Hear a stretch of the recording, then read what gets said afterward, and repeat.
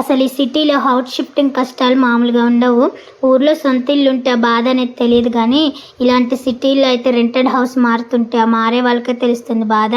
మేమైతే ఇప్పుడు తీసుకుంది పెంట్ హౌస్, 2 ఫ్లోర్స్ పైన. మా పని వాళ్ళు లేకపోతే మేము మాత్రం చాలా ఇబ్బంది పడేవాళ్ళం.